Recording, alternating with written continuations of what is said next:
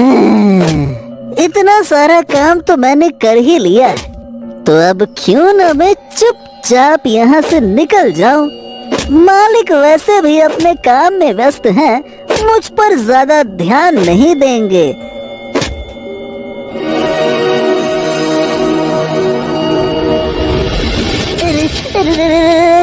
क्यों रे बेटे गधे, कहाँ खिसक रिया था? मैं तेरी सारी चालाकी समझता हूँ। चल बेटा, जल्दी से वापस काम पे लग जा, उल्टे पैर हो ले।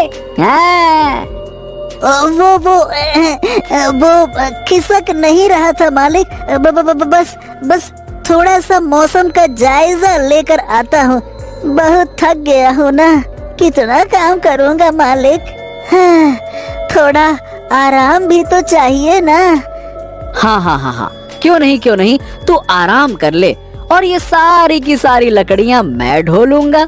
हाय हाय हाय हाय हाय हाय हाय, तेरी नाजुक कमरिया कहीं लचक गई हो तो जा जा जा, घूम टहल के आ जा। अरे वाह मालिक, आप तो सचमुच में बहुत ही बड़े दिल वाले हैं। गधे के बच्चे, सुबह से ठूस ठूस के खा रिया है और जंगल में आते ही थक गया तू? रुक जा, तेरी ऐसी की तैसी। बाप रे, अभी मेरी धुनाई हो जाती। ऐसे नाजुक कमरिया बोल बोल के कौन मारता है यार।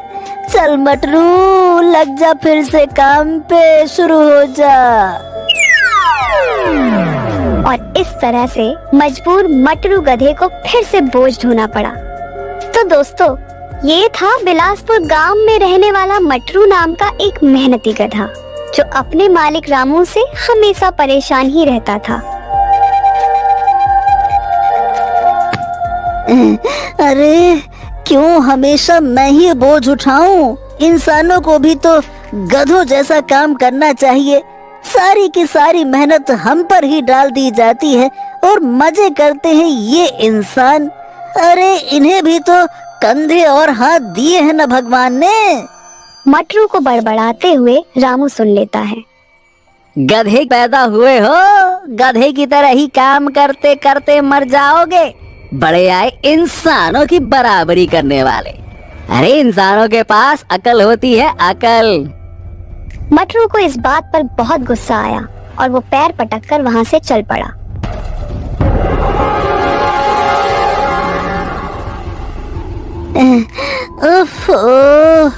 गुस्से में मैं घर छोड़ के तो आ गया, पर अब मैं जाऊंगा कहाँ? हाँ। चलते चलते मटरू एक घने जंगल के बीचों बीच पहुँच चुका था।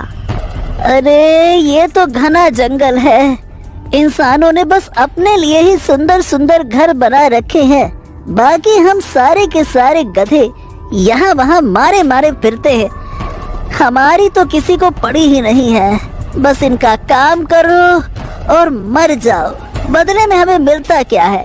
बस 2 वक्त का रूखा सूखा खाना। अरे खुद तो घी मलाई खाते हैं और हमारे सामने डाल देते हैं बस चने। फेंक दिया ऐसे, लो खाओ।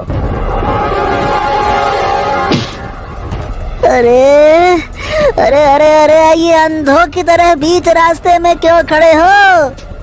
अरे अब हटोगे भी या फिर मुंह दिखाई दूं? अरे हटो। बड़े परेशान नजर आ रहे हो बच्चा, क्या बात है? अरे तुम कौन हो और मेरा हाल जानकर करोगे क्या? तुम सभी इंसान एक जैसे होते हो, एक जैसे। मेरा दर्द समझोगे क्या? नहीं ना, तो हटो और जाने दो मुझे। बच्चा, लोग मुझे उलट बासी बाबा के नाम से जानते हैं। तुम अपनी पीड़ा हमें बताओ ताकि हम तुम्हारी मदद कर सकें। ओ हो, तो आप वही प्रसिद्ध बाबा है ना, जो सब उल्टा पुल्टा कर देते हैं। अरे आप ये कैसे साधना कर रहे हैं बाबा? ये तो बड़ा ही विचित्र तरीका है। हाँ, यही तो हमारी खासियत है बच्चे। खैर, तू अपनी परेशानी बता, तेरी क्या परेशानी है? बाबा के पूछने पर मटरू ने अपनी सारी व्यथा कह सुनाई। अब बाबा ठहरे मजाकिया स्वभाव के। वो तो लोगों की अजीबोगरीब इच्छाएं पूरी करने में माहिर थे। वो मजाक के मूड में मटरू से बोले, तो क्यों ना इस नाइंसाफी का इलाज किया जाए और इंसानों को गधा और गधों को इंसान बना दिया जाए। ये सुनकर तो मटरू बहुत खुश हो गया, लेकिन उसे बाबा की बात पर पूरी तरह से यकीन नहीं हो रहा था। मटरू कुछ सोचकर बाबा से पूछता है, हाँ, अरे वाह, क्या क्या ऐसा भी हो सकता है? तो फिर बाबा ये दुनिया उल्टी कर ही दो। अब तो इंसान गधे बने और गधे इंसान। अरे बाबा बाबा बाबा। बाबा ने मूंछों पर ताव दिया और कहा, तथास्तु। कल सुबह का सूरज उगते ही दुनिया उलट पलट हो जाएगी। मटरू बड़ी उम्मीदों के साथ वापस घर गया। उसके घर पहुंचते ही मालिक ने उसे ताना मारा, अबे गधे, जब तेरा कहीं ठिकाना ही नहीं है तो घर से भाग के जाता ही क्यों है रे? मटरू को मालिक के ये वचन अच्छे नहीं लगे, लेकिन उसे कल दुनिया उल्टी पलटी होने की इतनी खुशी थी कि उसने मालिक की बात पर ध्यान ही नहीं दिया। बोलो बोलो, एक और दिन तुम्हारे पास है, चाहे जो बोलो। अब कल से तो मैं मालिक हो जाऊंगा। फिर देखना, ऐसी खबर लूंगा ना कि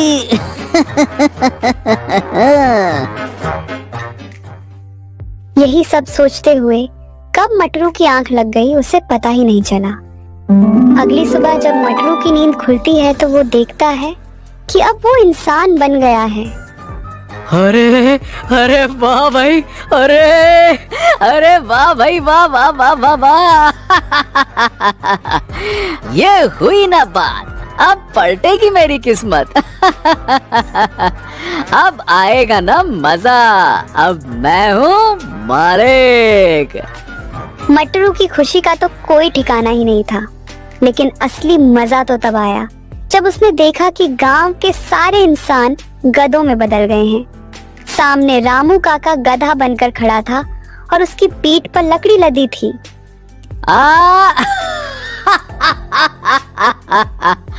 क्या नजारा है! आंखों को जैसे ठंडक मिली और जी भर के देख लूं।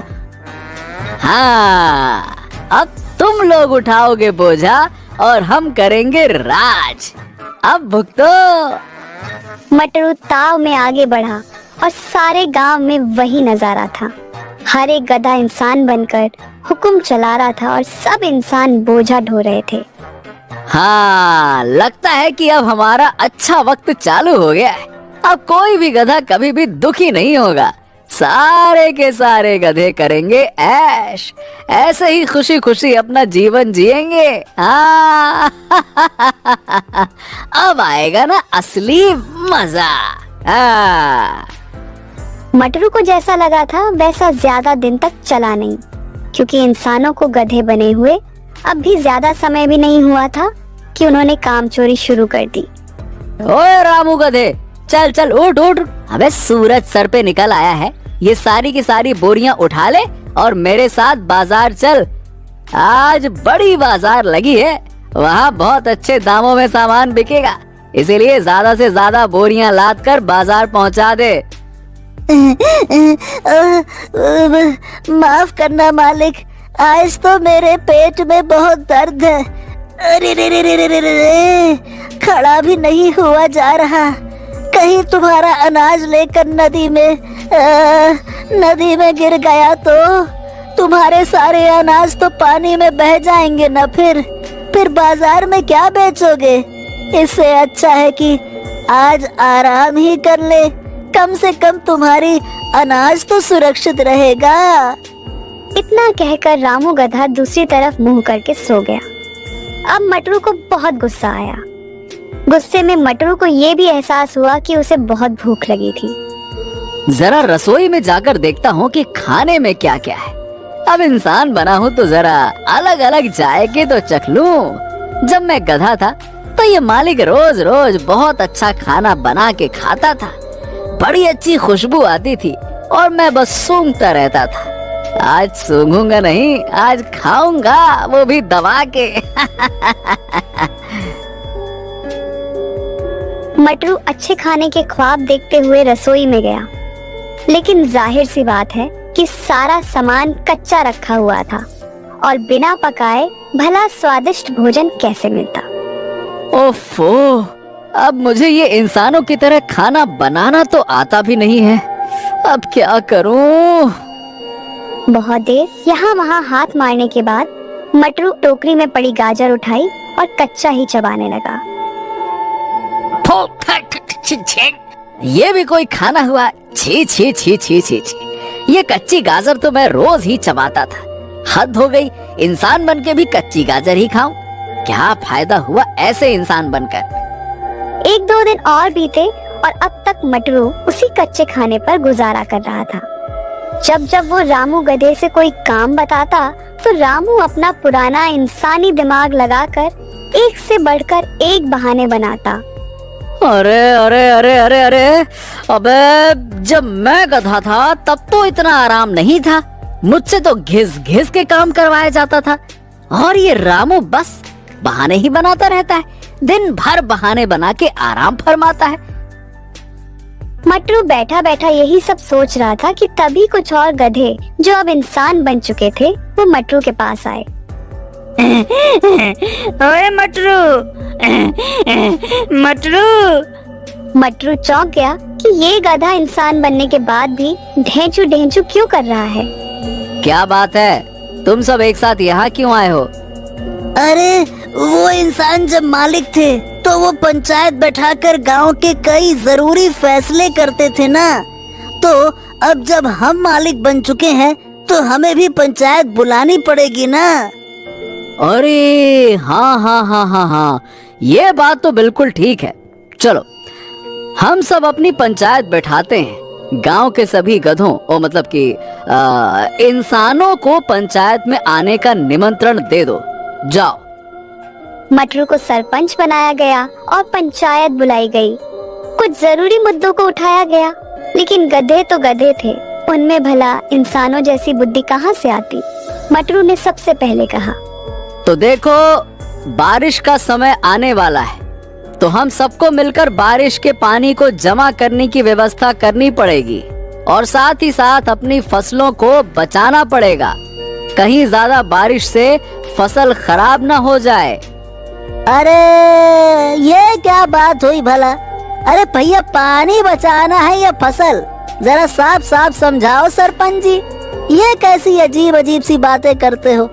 लगता है अभी भी गधे जैसे ही बातें करते हो। उसकी बात सुनकर बाकी सब इंसान रूपी गधे भी हंसने लगे। अरे बस बस, बकवास मत करो। अरे तुम में इतनी भी अकल नहीं है क्या? और अगर नहीं है तो जाओ यहाँ से, मैं सारा का सारा काम अकेले ही कर लूंगा।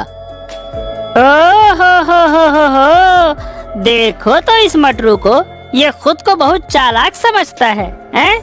अरे हम सब पहले गधे थे, इसीलिए ये हमें अभी भी गधा बना रहा है। ये हम सबको किनारे करके खुद को गांव का राजा बनाना चाहता है।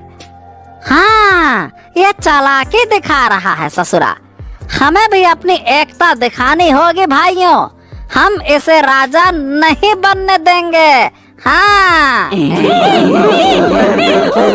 ओफो, ये सब तो वाकई में मूर्ख के मूर्ख ही हैं, इन्हें समझाना ही असंभव है। ये गधे थे और गधे ही रहेंगे। मैं खुद ही चुपचाप जाता हूँ, उसी में भलाई है। मटरू के लाख कोशिश करने के बाद भी उन सब गधा बुद्धि इंसानों ने पंचायत पर ध्यान नहीं दिया और ऐसी वैसी बातें ही करते रहे। सब गधे एक साथ ढेंचू ढेंचू करने लगे और इतना शोर मचा दिया कि मटरू का वहाँ बैठना मुश्किल हो गया। अरे यहाँ इतने शोर में तो मैं पागल हो जाऊंगा। ये गधे तो वाकई में इंसान बनने के बाद भी गधे के गधे ही रह गए। अरे कितना जोर जोर से ढेंचू ढेंचू ढेंचू करते ही जा रहे हैं। अरे ऐसे भला कोई समाधान हो पाएगा क्या? बाप रे बाप, यहाँ से भागने में ही भलाई है। मटरू वहाँ से भाग खड़ा हुआ और सीधा घर जा पहुँचा। घर में रामू नहीं था। मटरू ने उसे यहाँ वहाँ ढूंढा, लेकिन वो कहीं नजर नहीं आया। अरे अब ये रामू का बच्चा कहाँ मटर गश्ती करने निकल गया। आने दो आज वापस, अच्छा सबक सिखाऊंगा। हाँ। थक हार कर मटरू अभी घर पहुंचा ही था कि फिर से कुछ इंसान उसे बुलाने आ गए। वो सब बहुत गुस्से में थे। अब क्या बात है, तुम लोग इतने गुस्से में यहाँ क्यों आए हो भाई? क्या हो गया? अरे कुछ असली इंसान जो अब गधे बन गए हैं, वो हमारे गन्ने के खेत में घुसकर गन्ने चबा रहे थे। ऐसे तो हमारा बहुत नुकसान हो जाएगा ना। तो तुम मुझे ये क्यों बता रहे हो? अरे मैं क्या कर सकता हूँ इन सब में? अरे इन सब में तुम्हारा ही कसूर है, तुम्हारा। अरे क्योंकि उन गधों का लीडर कोई और नहीं बल्कि तुम्हारा गधा रामू है। रामू, जल्दी से उसे रोको वरना हम तुम्हें छोड़ेंगे नहीं। इतने गुस्से में लोगों ने मटरू को धमकी दी कि उसके पास खेत जाने के अलावा कोई और रास्ता ही नहीं था। वो आनन फानन में खेत जा पहुंचा और वहाँ उसने देखा कि रामू और बाकी गधे मजे से गन्ने चबा रहे थे। अबे ओए ओए ओए रामू, रामू के बच्चे, चल घर वापस चल, चल वरना तेरी खैर नहीं। रामू गधे ने मटरू की बात को सुनकर भी अनसुना कर दिया। अब मटरू को और गुस्सा आ गया और वो डंडा लेकर रामू गधे को मारने के लिए आगे बढ़ा, लेकिन रामू गधे ने एक दुलट्टी मारी और मटरू बहुत दूर जा गिरा। बाकी गधे ये देखकर हंसने लगे। अरे ये कैसी शर्मिंदगी भरी जिंदगी है। इंसान होकर गधे से लात खा रहा हूँ। अब मुझे नहीं बनना कोई इंसान विंसान। मैं गधा ही भला था, मुझे वापस से गधा बनना है बस। अरे रे क्या लात मारी है। अरे रे। ये सोचकर मटरू सीधा भागते हुए उलट पासी बाबा के पास जा पहुंचा। उधर जंगल में बाबा एक पेड़ पर उल्टा लटके हुए थे। अरे बाबा, बाबा मेरी मदद करो, मेरी मदद करो। क्या हुआ बेटा, मजा आ रहा है ना इंसान बनने में या फिर नहीं? अरे बाबा, गधे बनकर तो ये इंसान मजे में है और इंसान बनने के बाद मेरी हालत तो और खराब हो रही है। भला ये कैसी जिंदगी है? वो गधे बनकर भी अपना इंसानी दिमाग चला रहे हैं और मैं इंसान बनकर भी गधों की तरह मजदूरी और मेहनत कर रहा हूँ। फिर इन सब का फायदा ही क्या हुआ बाबा? पर तूने ही तो कहा था ना, इंसान बनना गधा बनने से ज्यादा बेहतर है। तो फिर अब क्या हो गया? तुझे अच्छा नहीं लग रहा है क्या? अरे रे रे रे, नहीं बाबा, नहीं नहीं नहीं नहीं। मैंने सीख लिया है, सब सीख ले ली है मैंने। अब आप वापस सब कुछ पहले जैसा कर दो। गधों की दुनिया इंसानों के बिना नहीं चल सकती। मुझसे बहुत बड़ी भूल हो गई, मुझसे बहुत बड़ी भूल हो गई। अब मुझे माफ कर दो ना बाबा, माफ कर दो। बाबा मटरू की हालत देखकर सब समझ गए कि उसे अपनी कमी का वाकई में एहसास हो गया है। चल बेटा, तेरा अनुभव पूरा हुआ। अब मैं दुनिया वापस से पहले जैसी कर देता हूँ। ओम नमः शिवाय। बाबा, अब सब कुछ ठीक हो जाएगा ना? अब सब कुछ पहले जैसा हो गया है ना? मैं जाके देखूं ना? हाँ हाँ मटरू, अब सब कुछ पहले जैसा हो गया है। जरा एक बार देखो खुद को, तुम वापस से गधे बन चुके हो। मटरू ने जब अपने शरीर पर ध्यान दिया तो उसने देखा कि वो सचमुच में वापस गधा बन चुका था। अब तो मटरू से रहा ही नहीं गया और वो जल्दी से भागकर अपने घर गया। घर में रामू काका कुएं से पानी निकाल कर आ रहा था। क्यों रे, आ गए वापस मटरू महाराज? काफी अच्छा अनुभव था ना ये इंसान से गधा और फिर गधे से इंसान बनने का। हैं? अब चल फिर से वापस अपना जीवन जीते हैं। मटरू को आज पहली बार रामू काका को देखकर इतनी खुशी हो रही थी, वो सीधा जाकर अपने मालिक के पैरों में गिर गया। क्या बात है मटरू, सब ठीक तो है ना? लगता है कि इंसान बनकर तुझे ज्यादा मजा नहीं आया है? अरे रहने दो मालिक, क्यों मेरी टांग खींच रहे हो? तौबा करता हूँ मैं ऐसे मजे से, दोबारा कभी ऐसा ना हो। चलो फिर तो कोई बात नहीं। अब हम ऐसा करते हैं, कुछ खा पी कर काम पर लगते हैं। आज तुम्हारे लिए मैंने कुछ खास खाना मंगाया है। खाने की बात सुनकर मटरू बहुत खुश होता है और जल्दी से जाकर देखता है कि खाने में क्या है। सामने कुछ घास जैसा ही था, लेकिन जब मटरू ने उसे चखा तो उसे स्वाद बहुत अलग लगा। ये क्या मालिक, ये दिखता तो घास जैसा है मगर बहुत ही अलग और स्वादिष्ट है। आखिरकार ये चीज क्या है मालिक? मटरू, ये राजस्थानी घास है, बहुत दूर से खास तुम्हारे लिए मंगवाई है। इसका स्वाद भी तुम्हें बहुत अच्छा लगेगा और ये तुम्हारी सेहत के लिए भी काफी अच्छी है। अब से तुम यही खाना। तुम इतनी मेहनत करते हो तो तुम्हारा ध्यान रखना भी तो मेरा ही फर्ज है ना।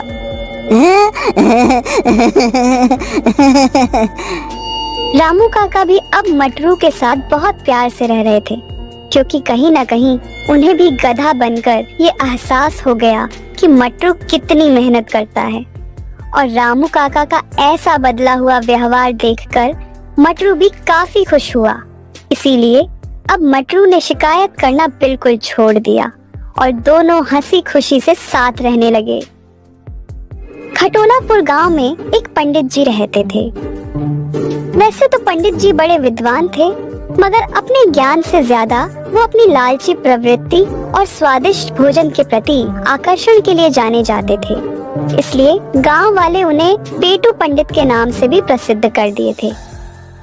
एक दिन पंडित जी गांव की गलियों से निकल रहे थे।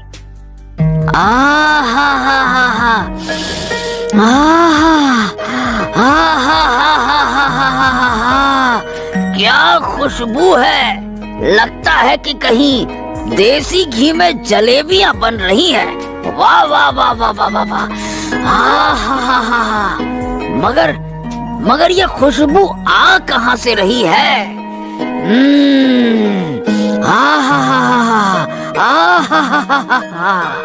पंडित जी सांस भर के उस खुशबू को अपने अंदर समाने लगे, जैसे कि खुशबू से ही सारा पेट भर लेंगे। खुशबू का पीछा करते करते पंडित जी गली में बने सबसे कोने वाले घर में गए।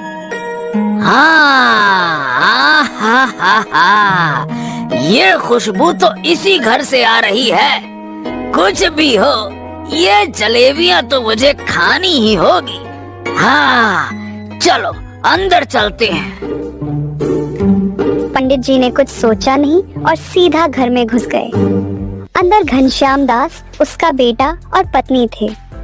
पेटू पंडित को देखकर वो सब चौंक जाते हैं। अरे आइए पंडित जी, आइए आइए आइए, बताइए कैसे आना हुआ?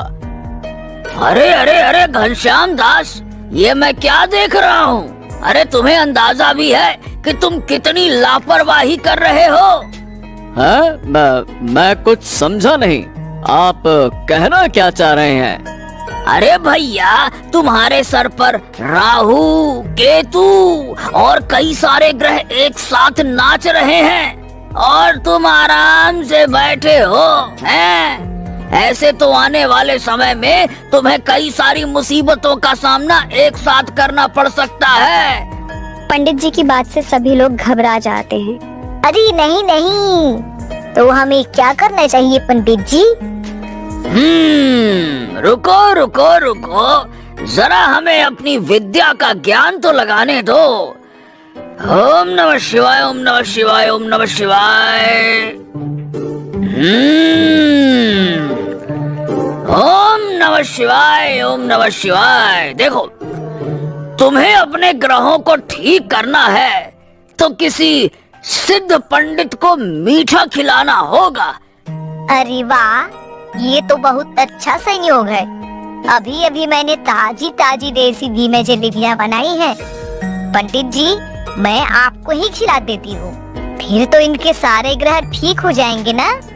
हाँ हाँ, बिल्कुल ठीक हो जाएगा। चलो चलो, अब जल्दी जल्दी करो और लाओ, जलेबियाँ परोसो। खाएं तुम्हारी जलेबियाँ और तुम्हारी सिद्धि को हम पूरा करें। लाओ। घनश्याम दास समझ जाता है कि ये सब पेटू पंडित की चाल थी। उसकी पत्नी ने जलेबियां लाकर पंडित जी को दे दी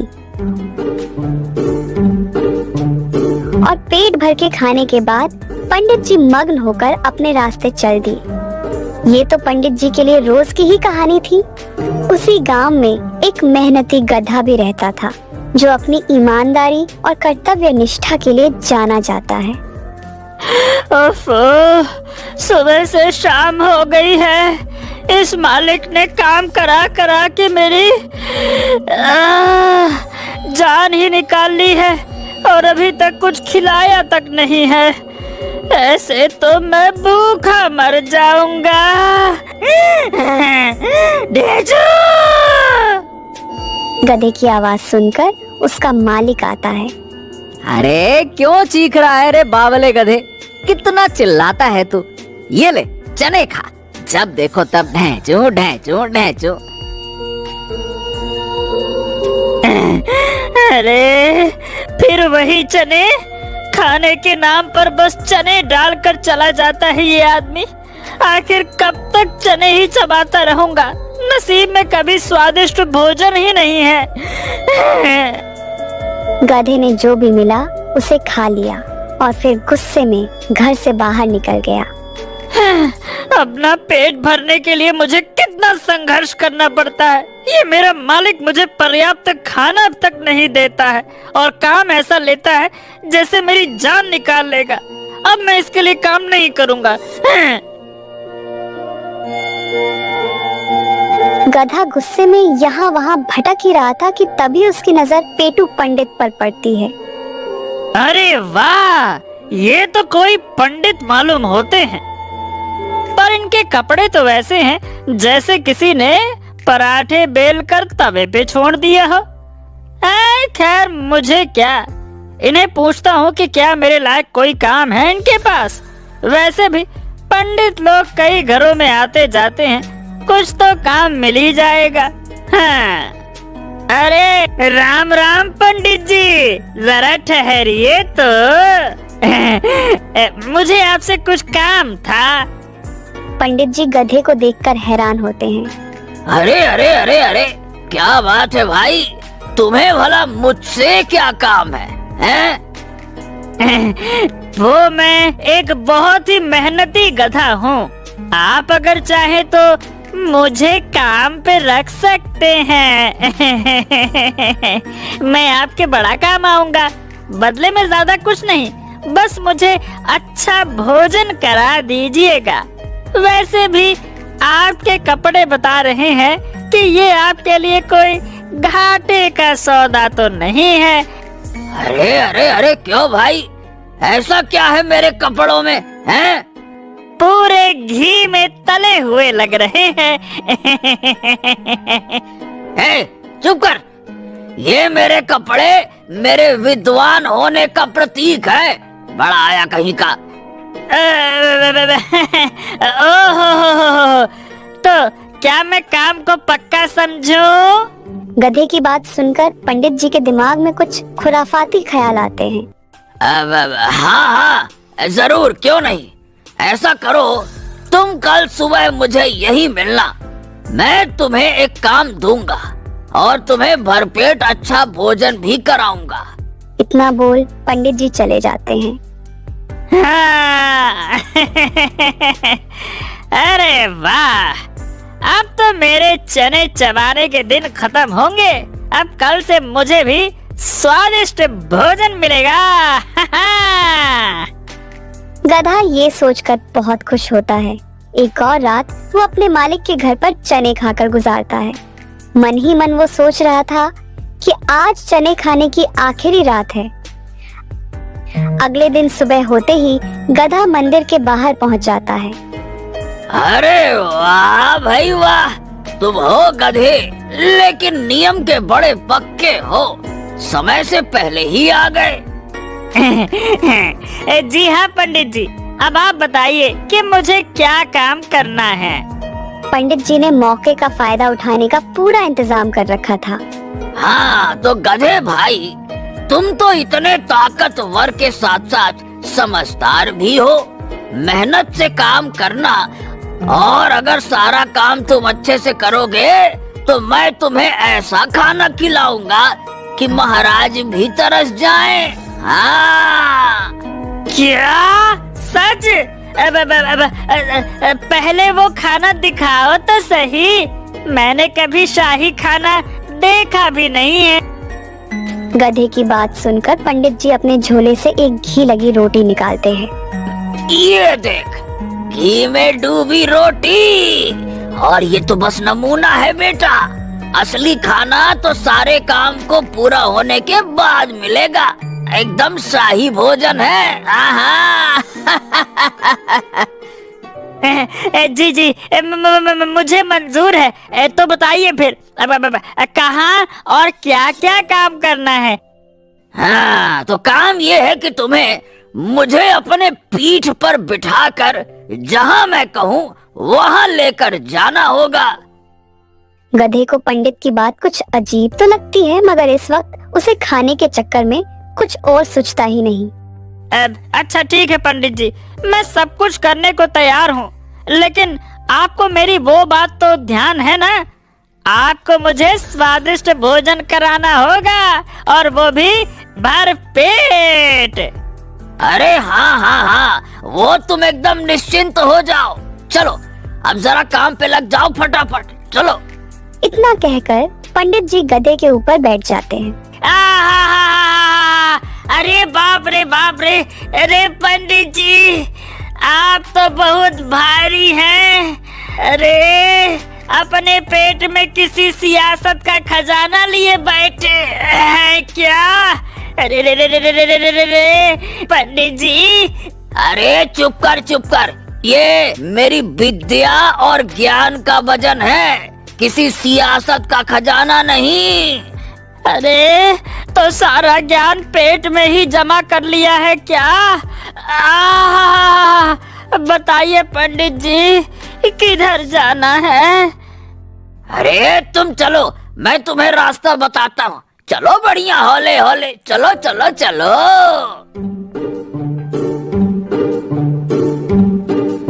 पंडित जी गधे को बाजार में नई खुली एक बड़ी ढाबे पर लेकर जाते हैं।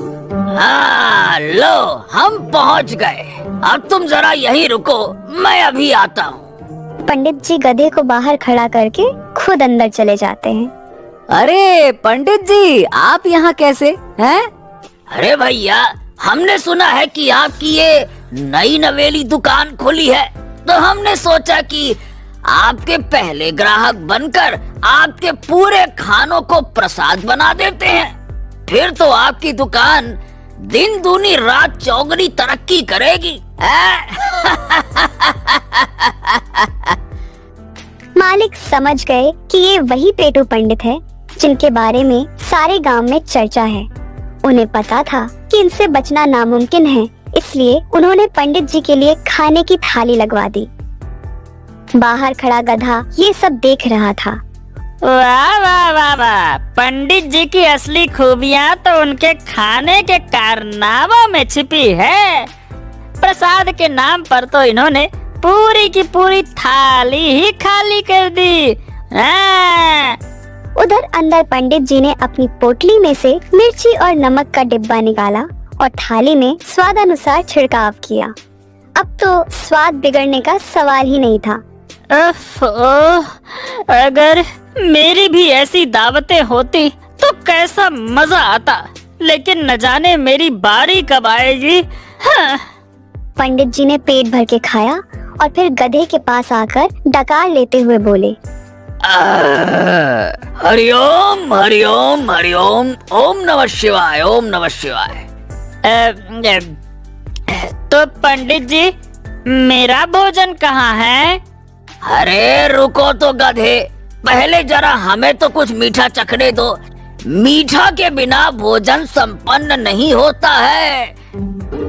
इतना कहकर पंडित जी एक बार फिर से गधे पर चढ़ जाते हैं। ओहो, ये पंडित जी कितने भारी हैं। मेरे तो शरीर में दर्द होने लगा और सुबह से भूखा भी हूँ। कहाँ से बैठा लिया मैंने इनको। अरे अरे, क्या बड़बड़ाए जा रहे हो? कुछ कहा क्या तुमने? नहीं पंडित जी, मैं तो हूँ गधा। आप तो ये बताइए कि आगे कहाँ जाना है। हाँ, लगता है कि कहीं हाँ, आस पास मिठाई की दुकान है। देखो तो बड़ी अच्छी खुशबू आ रही है। जहाँ से खुशबू आ रही है उस तरफ चलो चलो चलो चलो। अब बेचारा गधा फिर से पंडित जी के बताए रास्ते पर चल देता है। चलते चलते अचानक से वो लड़खड़ा भी जाता है, मगर भोजन की आस में वो रुकता नहीं। मिठाई की दुकान पर पहुंचकर पंडित जी वहाँ भी छकने के नाम पर कई स्वादिष्ट मिठाइयाँ खा लेते हैं। इसी तरह से पंडित जी पूरे बाजार में गद्दे पर बैठकर सैर कर लेते हैं और उनकी खूब पेट पूजा हो जाती है। पंडित जी, अब तो शाम होने को आ गई है। आपका भोजन भी हो गया, मीठा भी हो गया। अब तो आप मुझे मेरा भोजन दे दीजिए। भूख के कारण बड़ी कमजोरी लग रही है। उधर पंडित जी का तो गधे को भोजन कराने का कोई इरादा था ही नहीं और अब वो गधे से अपना काम भी निकलवा चुके थे। इसलिए बहाना बनाते हुए पंडित जी कहते हैं, देखो, आज तो जिन जिन दुकानों पर मैं गया था वो सब नई नई खुली थी और मैं ही वहाँ पहली बार गया था, तो भला तुम्हें कैसे खिलाता। और लोग अगर पंडित के साथ गधे को देखते तब तो वो मुझे पूछते भी ना। इसीलिए आज तुम ये घी वाली रोटियां ऐसे ही खा लो। अब जब कल मैं और तुम फिर से बाजार जाएंगे तब मैं तुम्हें इससे भी बड़ी दुकान में खाना खिलाऊंगा। मेवे, मालपुआ, शाही वाला खाना खिलाऊंगा कल।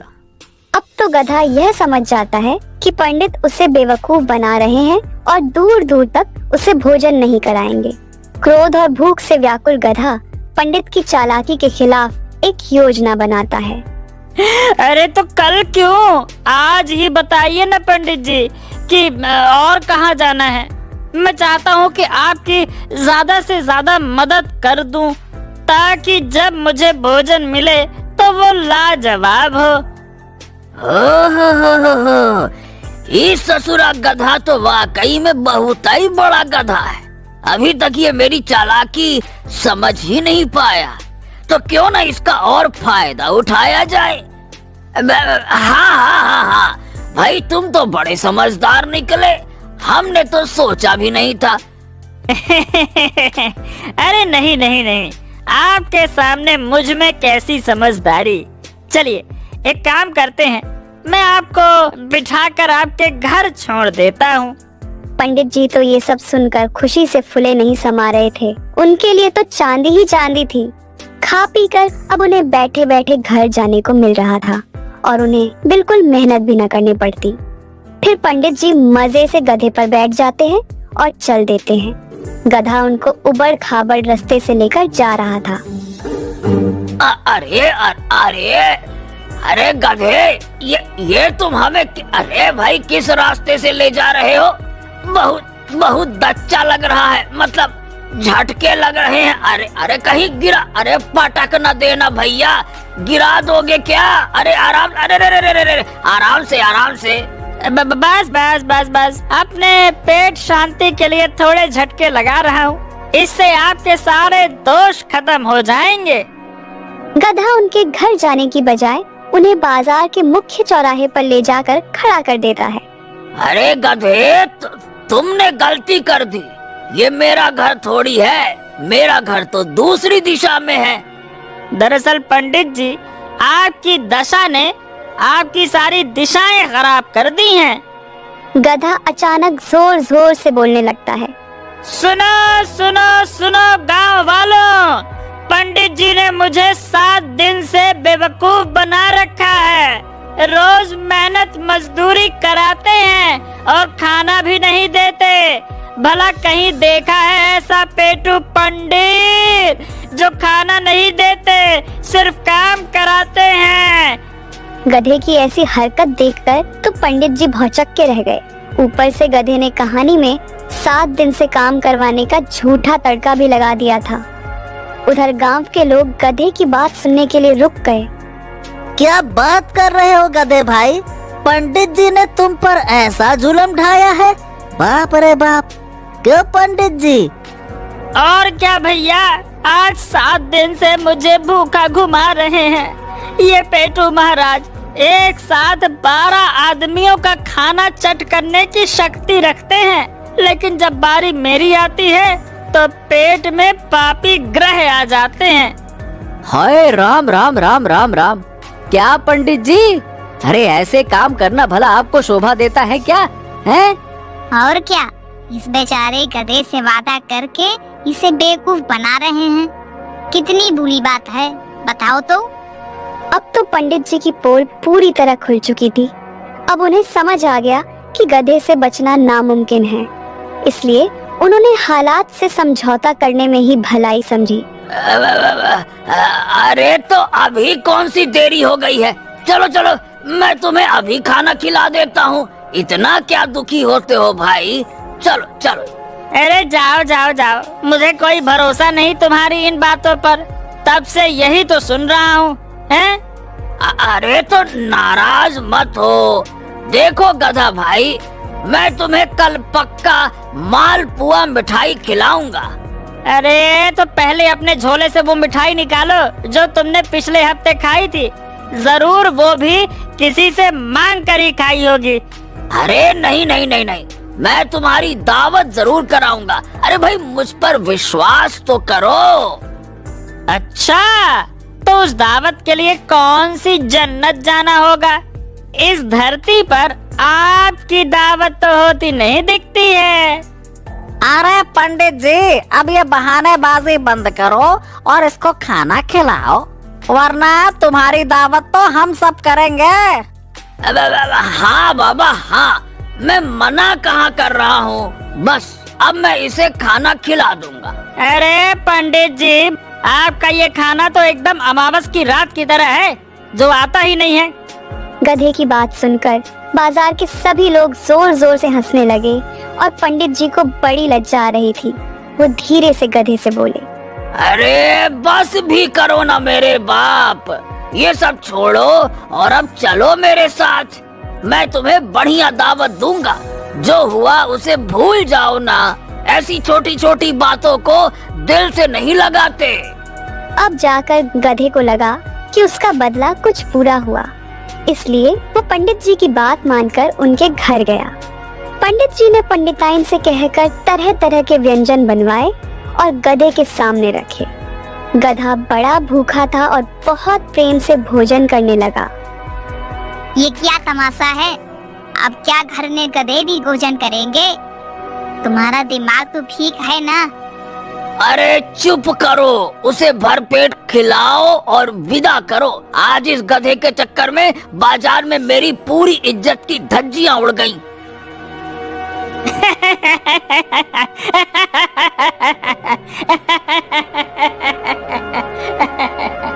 हे राम, ये गधा तो सच में मेरा बाप बन गया।